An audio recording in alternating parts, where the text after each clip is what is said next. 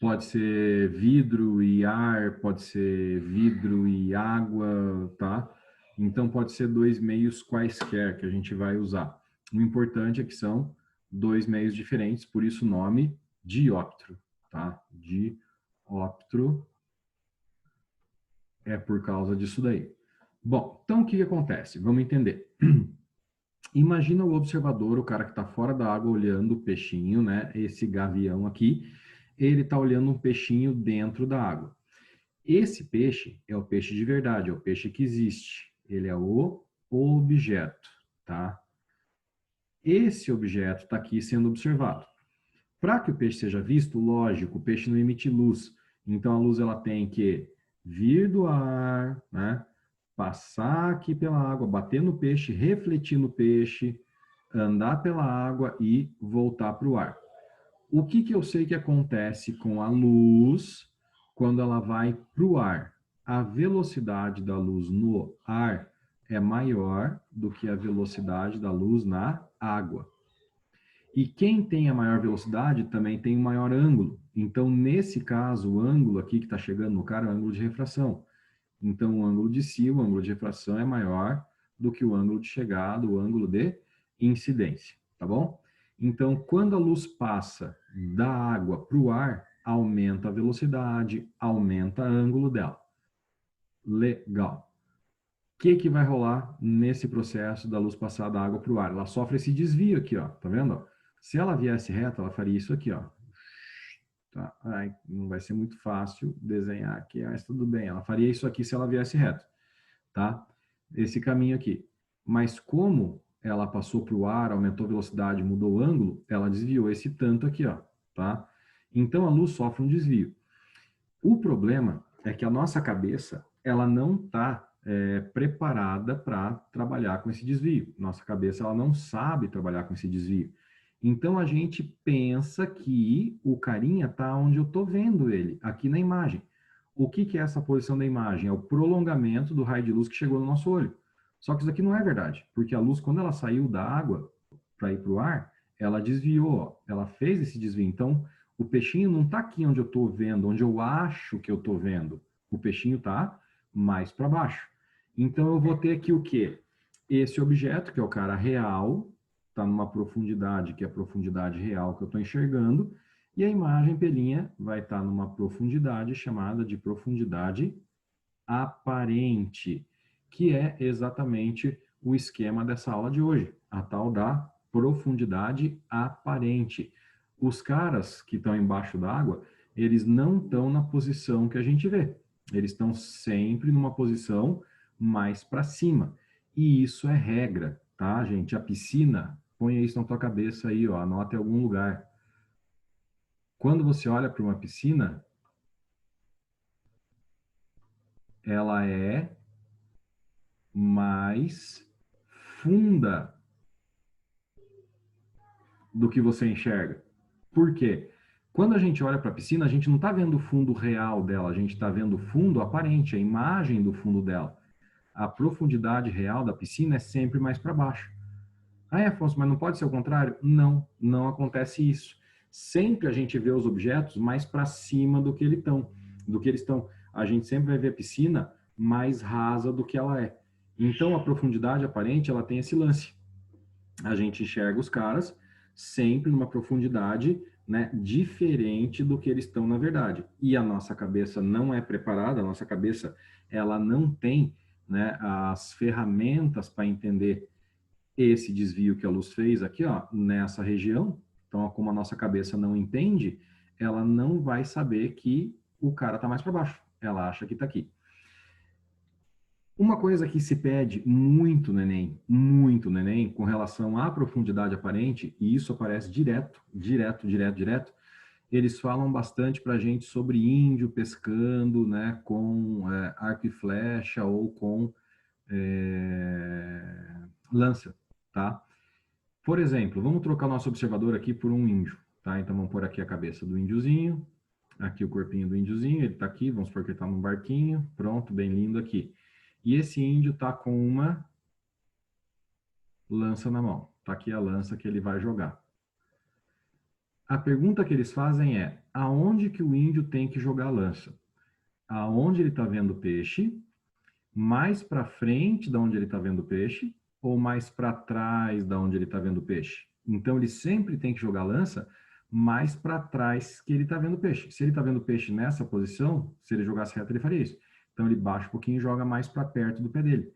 Sempre mais perto de onde o cara estiver enxergando, beleza? Então, nunca você joga uma pedra, uma flecha, alguma coisa para atingir um troço embaixo d'água, você nunca joga onde você está enxergando. Então, você chegou na posição, você joga um pouquinho mais perto de você, um pouquinho mais perto do teu pé. Por quê? Por causa da profundidade aparente, por causa do desvio que a luz fez. Podem pedir cálculos? Pode. Como que ficaria a parte de cálculos disso daqui? Então, o que a gente vai ter que relacionar? O índice de refração de onde está o cara, ou seja, o índice de refração de onde está o observador, e o índice de refração de onde está a imagem. O índice de refração da imagem, que normalmente é dentro da água.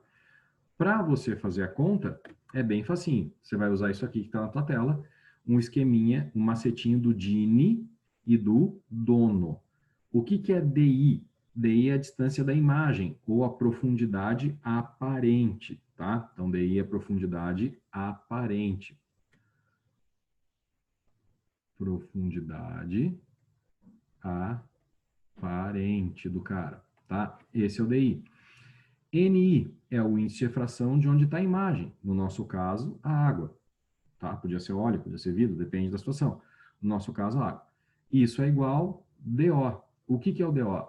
É a distância de onde está o objeto. É a profundidade real. Esse DO aqui, ó, é a profundidade real do corpo. O fundo de verdade da piscina. E NO, só toma cuidado com esse NO, porque aqui, ó, é profundidade do objeto, tá?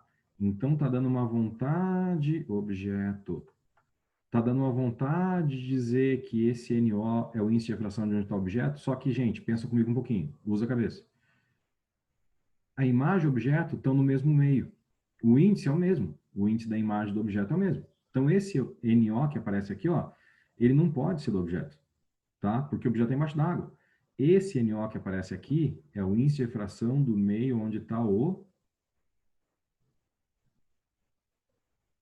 observador, tá? Então, no nosso caso, o observador é quem está olhando, é o índio ou gavião, então seria o índice de refração do ar, beleza?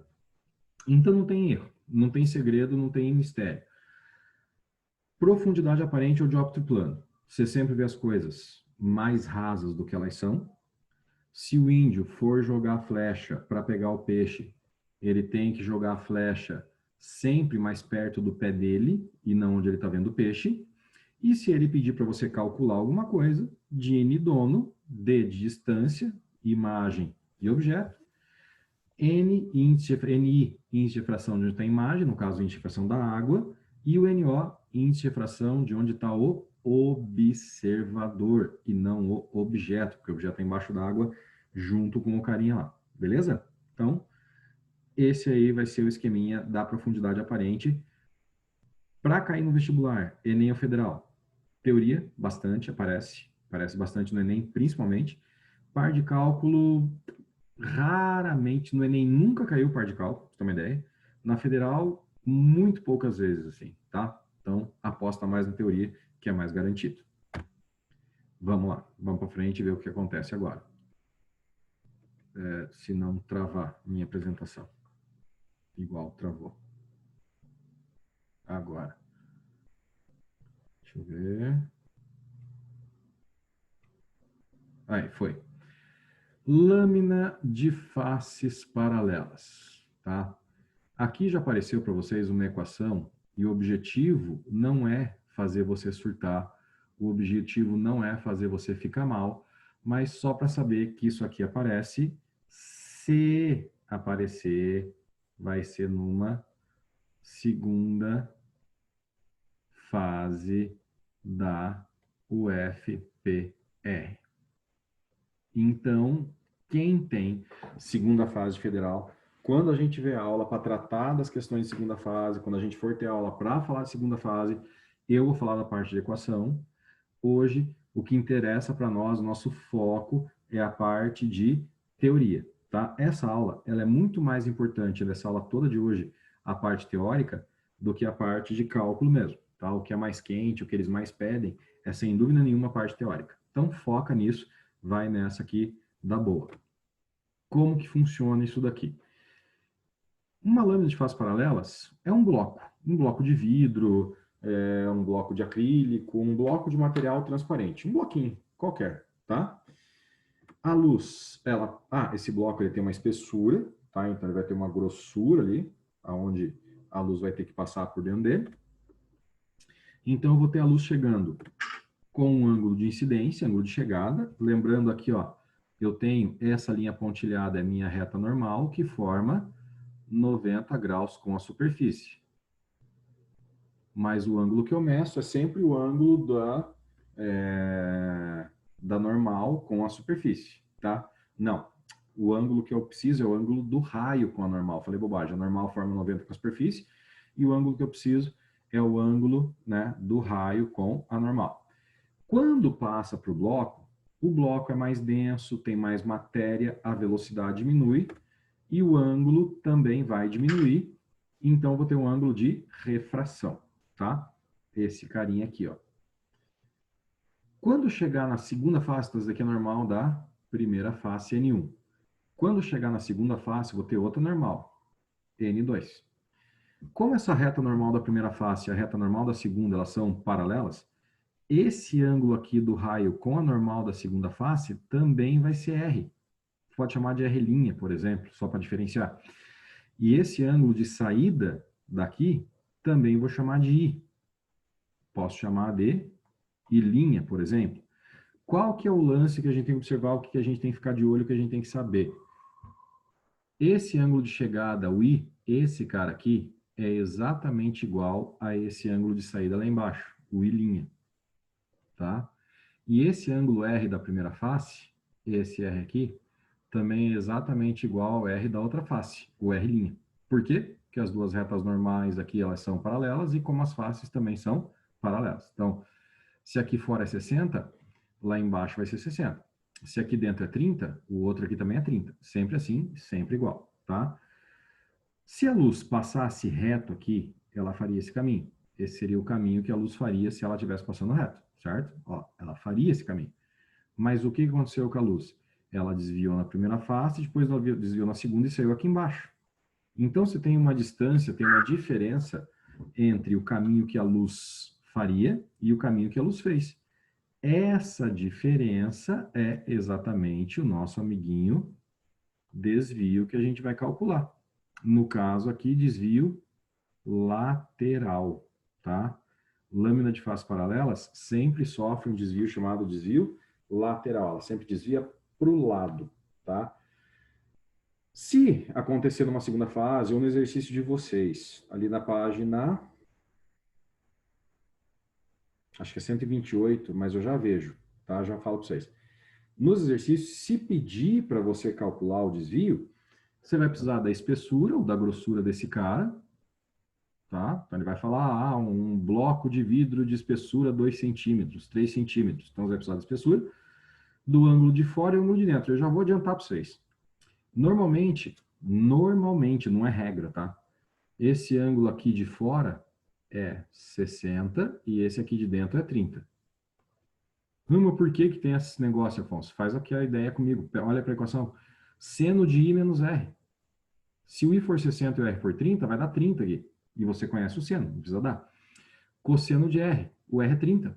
Você já conhece o ângulo, não precisa dar. Então, a maneira que ele consegue fazer para não entregar uma tabela gigantesca de seno e cosseno para vocês, é só ficar usando os ângulos de 60 e 30, que é classicão, que é padrão, tá? Se tiver conta, se você quiser fazer a conta no tua apostila. Se você não quiser, é o mundo livre, não estou na tua casa, não estou cuidando de você, não sei o que estou fazendo. É bom você estudar, mas, né, é o teu futuro, não é o meu, eu já estou, não vou dizer garantido, mas eu já estou encaminhado, tá bom? Lâmina de faces paralelas tem um desvio, então, chamado de desvio lateral, tá? Agora, se eu falei que aquela outra parte ali de lâmina de face paralelas não cai muito, não aparece muito, agora, velho, prismas óticos, esse aparece. E aparece principalmente aqui, ó, o FPR, tá? Federal adora falar de prismas, adora falar desse assunto, adora pedir esse troço para você. E o prisma, o que que é? É um prisma, né? Eu estava vendo ali no programa de matemática de vocês, que vocês estão falando disso.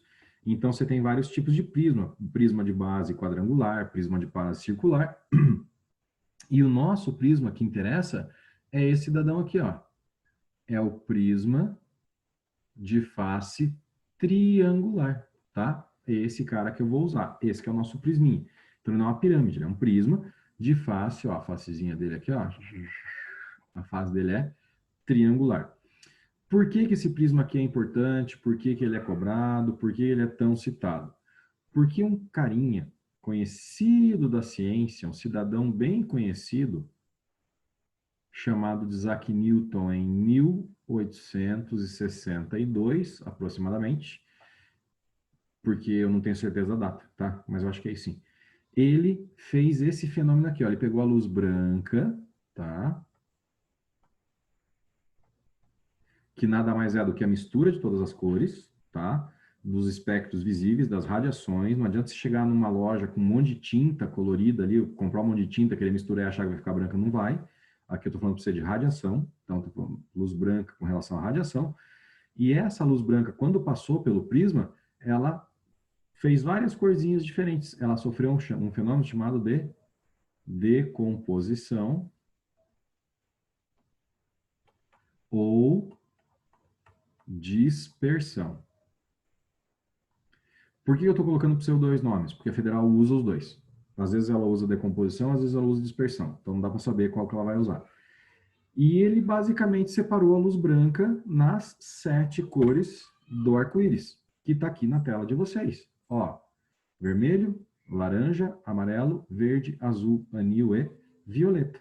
Esse espectro é o chamado espectro visível. Visível por quem? Pelo olho humano. Né? Tem bichos que enxergam cores totalmente diferentes. Tem bichos que enxergam quase nada de cor. Lógico que a gente tem uma infinidade de radiações, de cores que a gente não percebe. O que a gente consegue perceber, o que a gente consegue separar, mais ou menos, são essas, tá? Às vezes, as pessoas não conseguem ver a diferença, por exemplo, do anil para o azul. Tem gente que não consegue ver a diferença do anil para o violeta, tá? Do laranja para o amarelo. Isso é muito comum, tá? Quem tem algum grau de daltonismo pode fazer isso. Mas, se a gente pegar o mais comum, eu tenho isso aqui, ó. Essas 7 cores. Precisa saber quais são as cores que compõem esse espectro? Quais são as cores que compõem esse troço? Precisa. E é bem fácil. Para você saber as cores que compõem o espectro, é só você lembrar do Roy G. Bave. Que eu acho que você já se ligou, já tinha até falado, eu acho, né? Red, Orange, Yellow, Green, Blue, anil é anil mesmo, e Violet para violeta. Violet não, violeta. Por que que eu não uso as cores em português, eu uso Roy G. Bave? Primeiro porque aqui o nome está errado, o nome da cor não é laranja, é alaranjado. Tá? A cor é alaranjado, laranja é fruta. Se eu pegar em português, fica vermelho, alaranjado, amarelo. Amarelo, vermelho, alaranjado, amarelo. Verde, azul, anil e violeta. Ó, VA, VAV. Não é prático, cara, para a gente saber, porque a sequência é importante. Aqui tem um detalhe. Além de você saber as cores, você também precisa saber a sequência, tá? Então, a primeira cor do arco-íris vai ser o vermelho e a última cor, a 7ª cor é o violeta. Essa é a ordem, por isso que é Roy Bave. A federal já pediu para você a sequência das cores do jeito certo, já pediu de ponta cabeça, já pediu passando por bolha de sabão. Cara, a federal já pediu isso umas 500 vezes, nunca envolvendo cálculo, mas envolvendo a sequência. E a questão é mais ou menos assim. Ah, no arco-íris o amarelo vem depois do verde. Não, o amarelo vem antes do verde. Ah, o anil é a segunda cor que eu vejo de cima para baixo. Não, o anil é a penúltima, a segunda seria o laranja, o alaranjado, né? Então, tem que saber a sequência, tem que saber as cores, cara. Isso aí é importante, isso daqui é bem cobrado, os caras gostam bastante desse assunto. Então, ó, fica ligado com isso daí. Bom, dentro de prismas, então tem o fenômeno da dispersão luminosa, dispersão porque é separação, mas a federal, como eu já falei para você, também gosta de usar o termo decomposição. São sinônimos, então não tem problema nenhum. Decomposição das cores, dispersão das cores, é a mesma coisa, pegar a luz branca e separar nas 7 cores do arco-íris. Se a gente olhar a sequência aqui certinha, né, do prisma, da parte mais fina para mais grossa, que é a sequência clássica, embora a federal, que eu já te falei, já colocou o prisma desse jeito aqui, de ponta cabeça, tá? Você tem começando pelo vermelho e terminando pelo violeta. Por que que as cores separam? O que acontece? Cada cor, quando passa pelo prisma, tem um índice de refração, e lembra que esse nome índice de refração, ele quer dizer dificuldade da luz em se propagar. Então, o índice de refração está relacionado com a dificuldade. Quanto maior o índice, maior a dificuldade. Quanto menor o índice, menor a dificuldade. Então, dentro do prisma, a cor que tem menor índice, portanto, menor dificuldade, é o vermelho. Para ele é mais fácil. Quem tem mais dificuldade, quem sofre mais, entre aspas, para passar pelo prisma, é o violeta. Para ele é mais complicado. Se eu pensar, né, em dificuldade, índice, eu também consigo matar uma questão que é bem comum. A velocidade da luz vermelha e a velocidade da luz violeta dentro do prisma. Qual que tem a maior velocidade? Então é só você pensar. Se o vermelho ele tem menor dificuldade, ele vai ter maior velocidade. Então a cor que passa mais rapidinho dentro do prisma é o vermelho. O que passa mais devagar é o violeta. Portanto, quem desvia mais, tá? É o vermelho, quem desvia menos é o violeta. Beleza? Então, cuidado com isso. Fica esperto com esses termos, que isso é meio importante. Outra coisa que a Federal adora cobrar. Eu tenho aqui, ó, a primeira face do prisma, e aqui eu vou ter a segunda face. Primeira face é onde a luz entra, segunda face é onde a luz sai.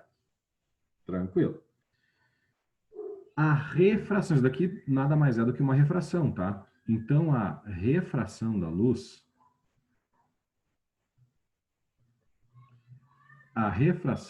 vai acontecer na primeira face e na segunda face. Ou seja, a luz refrata, muda de velocidade e sofre desvio nas duas faces. Mas a dispersão, aonde que acontece a dispersão da luz? Lembra que dispersão é a separação. E a separação da luz, ela só acontece na primeira, porque dentro do prisma as cores já estão separadas. Então a dispersão da luz só acontece na primeira face. Na segunda não tem dispersão, na segunda já estava separado, a luz só passou, ela só atravessou ali. Então, direto foi cobrado também, já vi isso várias vezes aparecendo na Federal. Ah, a refração acontece em qual face? Primeira e segunda.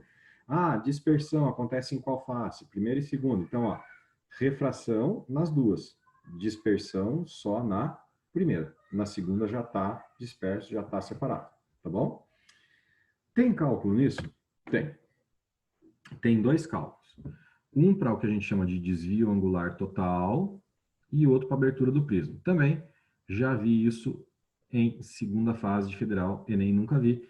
Primeira fase de federal, nunca vi. Mas está no programa, pode pedir. 2020, ano muito louco, vamos ver. Elemento no prisma que eu preciso. Esse A aqui, ó, ele é chamado de ângulo de abertura do prisma, tá? Por quê? Porque o prisma ele pode ser com um ângulo de abertura pequenininho e bem compridão, né, fininho, ou ele pode ter um ângulo de abertura bem grande e ser bem baixinho, mas bem largo. Então, esse ângulo de abertura é o cara que te diz se esse prisma ele é mais fininho ou se ele é mais larguinho, tá? Ângulo de chegada, ó, tá aqui a normal da primeira face, normal 1. Ângulo de chegada na primeira face, ângulo de incidência. Ó, passou para dentro do prisma, aumenta índice, diminui velocidade, diminui ângulo. Ângulo de refração na primeira face. Chegou na segunda face, ângulo de incidência na segunda. Opa, mas só que o ângulo de incidência na segunda, Afonso, está chamando de R. É, e tem um motivo para isso. O ângulo de incidência na segunda face ser chamado de R, não de I, tem um motivo. Assim como passou para, né, o ar, chegou na segunda face, desviou, normal da segunda face, ele vai ter a refração, a saída na segunda face. E o ângulo de saída de refração na segunda face, eu vou chamar de I' ou I2. Poxa, mas se é refração, por que não é R ali? Pelo seguinte, aqui a gente tem um caso muito particular que é igual ao de lâminas que a gente falou agora há pouco. Esse ângulo de chegada na primeira face e o ângulo de saída na segunda face, eles normalmente são iguais. Então, o I é igual ao I'. Por isso que ele chamou tudo que está fora de I. Porque se aqui for 30, aqui também é 30. Então é mais fácil você falar que é 30, os Is valem 30. Agora, imagine se esse daqui é I. Esse ele chama de R'. Ah, mas daí esse daqui, não sei o que, o outro, entendeu? Então, para tentar facilitar a tua vida, para dizer que esse de fora é igual a esse de fora, então chama tudo de I. A mesma coisa aqui, ó, para dentro, ó. Esse primeiro é R. Tem outro lance? Tem. O R e o R' também são iguais. Então, se esse cara é 40, esse também é 40. Se esse é 20, esse também é 20. Então, vamos falar que R é igual a I'. Então, tudo que é igual chama de R. Então, vamos facilitar a vida? Vamos. Tudo que está fora é I, tudo que está dentro é R. Fechou? Fechou. Galera, achou massa, achou bacana e deixou assim. Então, tudo que está fora do prisma eu vou chamar de I e tudo que está dentro do prisma eu vou chamar de R. Beleza? Lembrando que os ângulos de fora são iguais entre si e os ângulos de dentro também são iguais entre si. Tá? Isso daí é bom você lembrar. O que eu posso calcular desse cara? Então, eu posso calcular primeiro a abertura, esse ângulo aqui de dentro, que é bem fácil. A abertura é esse R mais o R'. Gente, é só você lembrar. Tanto o A, quanto o R, quanto o R' são todos ângulos que estão dentro do prisma. Então, para você saber quanto que vale um ângulo de dentro, você soma dois ângulos de dentro. Desse jeitinho. Simples assim. Quanto que vale esse ângulo de dentro? É a soma de dois ângulos de dentro. Tá? Então, na boa, bem na manha, bem suci. O que mais que eu posso calcular? Tá vendo esse delta aqui, ó? Esse delta, para quem não se ligou, é o desvio que a luz sofreu. Como assim desvio? Se a luz fosse reto pelo caminho de chegada, ela sairia aqui, ó, nessa linha vermelha aqui de cima. Tá? Deixa eu até mudar aqui. Não vou mudar nada, para ver a pontinha. Se a luz fosse reta aqui, ó, ela sairia aqui por cima, beleza? Mas aonde que ela saiu? Lá embaixo. Então, o que que eu tenho? Eu tenho um ângulo entre o caminho que a luz faria, tá? E o caminho que ela fez. Essa diferença é o tanto que a luz desviou, tá? E no caso do prisma, esse desvio, ele é num ângulo. Por isso que ele é chamado de desvio angular. Foi o ângulo que a luz desviou. Como que eu calculo? Vou mostrar aqui para você, mas eu já simplifico. Desvio é igual a I mais I' menos A.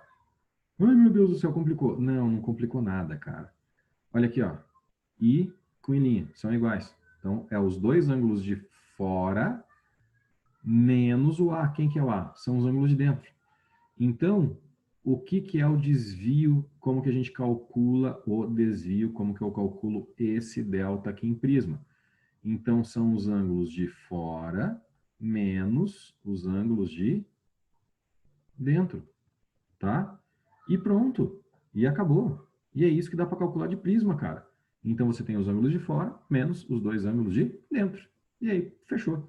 Moeu. Acabou a parada, você mata tudo relacionado a prismas, tá? Lembrando, parte mais importante, a parte teórica. Dispersão da luz branca. Então, chegou a luz branca aqui. Uma parte dela reflete, bate e volta, por isso que continua branco. Ó, chegou branco, bateu no prisma, não entrou, refletiu. Por isso que continuou branco. Não sofreu nada, ela não entrou no prisma. Quem que vai dispersar? Quem que vai mudar? Quem que vai decompor? A luz que entrou. E aqui estão as cores do arco-íris na sequência, começando do vermelho e terminando no violeta. E aqui eles não sofrem outra decomposição. A decomposição foi só aqui na frente, aqui eles só continuam sofrendo refração. E aqui para você enxergar um pouquinho melhor como é que é, tá? Para não dizer que eu fico fazendo desenho e o mundo real não é bem assim. Tá aqui, ó, para você ver como é que é a parada, tá? E é isso aí. E a gente fechou o capítulo. Fechamos a bagaça. Certo, pessoas? Deixa eu ver ali, na apostila de vocês, quais são as páginas que dá para fazer. Ah, tá aqui a apostila já. Não, aqui é o portal, aqui a apostila. Então, a teoria começa na página 123, como eu falei ali no planejamento, blá, blá, blá.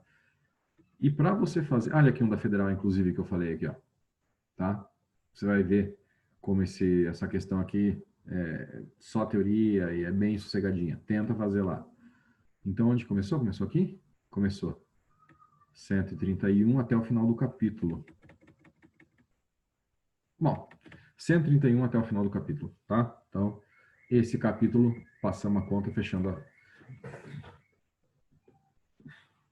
Já falo com você, Maria, só um minuto. Fazer página 131 até o final do capítulo, tá? Dúvidas na outra aula por aqui, no Classroom, tá bom? Deixa eu ver aqui uma coisa.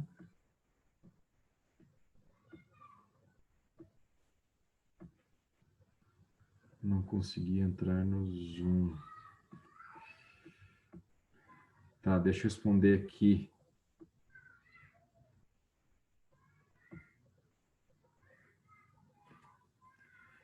Coloquei